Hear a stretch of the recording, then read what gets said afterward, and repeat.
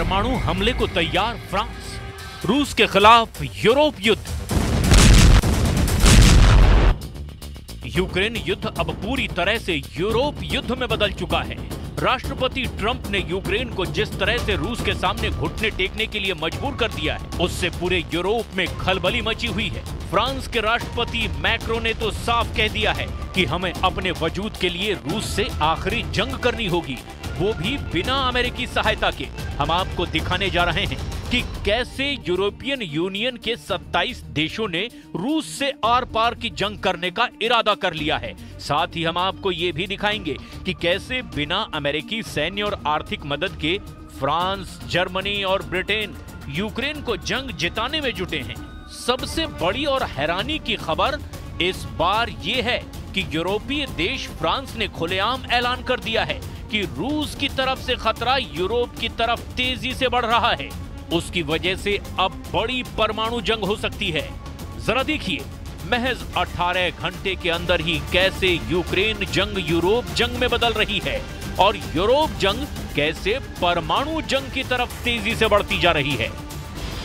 अब कल्पना से भी परे परमाणु युद्ध होने जा रहा है। यकीन करना मुश्किल है, लेकिन करीब 13,080 परमाणु हथियारों से एक ऐसे युद्ध की तैयारी शुरू हो चुकी है जिसमें शायद ही कोई देश अब विनाश से बच पाएगा।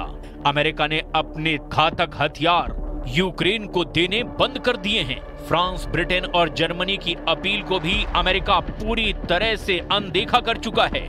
जबकि दूसरी तरफ पुतिन के रूस ने यूक्रेन के साथ साथ यूरोप से भी सीधी जंग की जबरदस्त परमाणु तैयारियां शुरू कर दी है। रूस को अच्छी तरह से इस बात का एहसास हो चुका है कि यूरोपीय देश किसी भी कीमत पर यूक्रेन और रूस के बीच युद्ध विराम नहीं होने देंगे। राष्ट्रपति जेलेंस्की ने लंदन में जिस तरह से यूरोप के सामने हाथ फैलाए हैं, उससे साफ हो चुका है कि यूक्रेन मरते दम तक यूरोप के हथियारों से युद्ध करने को तैयार है, चाहे फिर भले ही अमेरिकी हथियार ना मिले। जबकि फ्रांस के राष्ट्रपति ने मीडिया के सामने ऐलान कर दिया कि अब एक ऐसा युद्ध होने जा रहा है जिसमें परमाणु हथियारों से ही हार जीत का फैसला होगा। जरा देखिए फ्रांस के राष्ट्रपति इमैनुअल मैक्रो ने रूस युद्ध को लेकर यूरोपीय देशों के सामने क्या ऐलान किया है। यूरोप में परमाणु आपातकाल, फ्रांस करेगा पहला परमाणु हमला। 5 मार्च 2025 को फ्रांस के राष्ट्रपति इमैनुअल मैक्रो ने पेरिस में साफ कहा कि अब रूस पूरे यूरोप के वजूद के लिए खतरा बन चुका है। मैक्रो ने यूरोपीय देशों को चेतावनी देते हुए कहा कि रूस बहुत बड़ा खतरा बन चुका है और हमें रूस से युद्ध के लिए पूरी तरह से तैयार रहना होगा। राष्ट्रपति पुतिन के नेतृत्व में रूस आज फ्रांस और यूरोप के लिए एक खतरा बन गया है। मैक्रो ने यह भी कहा कि हमारा परमाणु शस्त्रागार हमारी सुरक्षा करता है और अब इसका इस्तेमाल पूरे यूरोप के लिए किया जाएगा। मैंने हमारे परमाणु हथियारों के माध्यम से यूरोपीय महायुद्ध पर हमारे सहयोगियों की सुरक्षा पर रणनीतिक बहस शुरू करने का फैसला किया है। अगर जरूरत पड़ी तो हम अमेरिकी मदद के बिना भी रूस से मुकाबला करेंगे और यूक्रेन की आखिरी दम तक सुरक्षा करेंगे। L'avenir de l'Europe n'a pas à être tranché à Washington ou à Moscou. Et oui, la menace revient à l'Est. Et l'innocence, en quelque sorte, des 30 dernières années, depuis la chute du mur de Berlin, est désormais révolue. Qui peut donc croire, dans ce contexte, que la Russie d'aujourd'hui s'arrêtera à l'Ukraine? La Russie est devenue, au moment où je vous parle et pour les années à venir, une menace pour la France et pour l'Europe. 27 यूरोपीय देशों से रूस की परमाणु जंग। खुफिया खबरों में दावा किया गया है कि नेटो देश पोलैंड, एस्टोनिया, लातविया और लिथुआनिया की तरफ से रूस पर हमले की तैयारी शुरू हो चुकी है।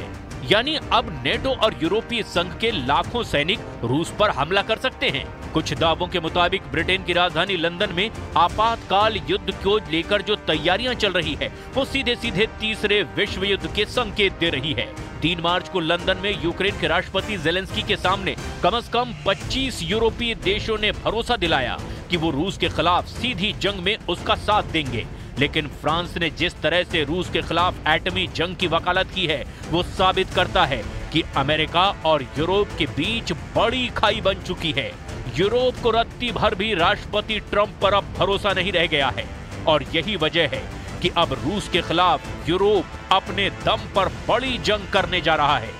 जरा देखिए, क्या यूरोपीय देश रूस से परमाणु जंग करने की स्थिति में हैं भी या नहीं। हम आपको बता दें कि भले ही यूरोपियन यूनियन में यूरोप के 27 देश हों, लेकिन इसमें 3 यूरोपीय देशों को छोड़कर बाकी यूरोपीय देशों में एक भी ऐसा देश नहीं है जो रूस के सामने 24 घंटे भी टिक पाए। फ्रांस और ब्रिटेन ही यूरोप के 2 परमाणु हथियारों से लैस देश हैं जो रूस को चैलेंज कर सकते हैं। फ्रांस का परमाणु हथियार हवा और समुद्र के रास्ते हमला करता है। फ्रांस के राफेल लड़ाकू जेट और परमाणु पनडुब्बियां फ्रांसीसी राष्ट्रपति के निर्देश पर तुरंत हमला कर सकती हैं। फेडरेशन ऑफ अमेरिकन साइंटिस्ट के अनुसार फ्रांस के पास अनुमानित 290 और ब्रिटेन के पास 225 परमाणु हथियार हैं, जबकि दुनिया के कुल परमाणु हथियारों का करीब 88% हिस्सा अमेरिका और रूस के पास है। अकेले रूस के पास ही 1,500 परमाणु मिसाइलें हैं जो 20,000 किलोमीटर तक दुश्मनों का सफाया कर सकती है। ऐसे में अगर फ्रांस और ब्रिटेन दोनों के परमाणु हथियारों को जोड़ दें तो कुल 515 परमाणु हथियार हैं जो रूस से सीधा मुकाबला नहीं कर सकते। अगर फ्रांस अपने 290 परमाणु हथियारों को पूरे यूरोप में तैनात करेगा तो फ्रांस खुद रूस के परमाणु हथियारों से नहीं बच पाएगा। इधर दूसरी तरफ ट्रंप और पुतिन की नजदीकियों ने यूक्रेन जंग को बेहद खूनी बना दिया है। हालात ये हैं कि रूस ने पिछले 48 घंटे में यूक्रेन के बहुत बड़े इलाके पर हमले शुरू कर दिए हैं। रूस के टैंक, तोप और पैदल सेना की दर्जनों ब्रिगेड ने यूक्रेन के उन इलाकों पर कब्जे शुरू कर दिए हैं जहां रूस की स्थिति अभी तक मजबूत नहीं थी।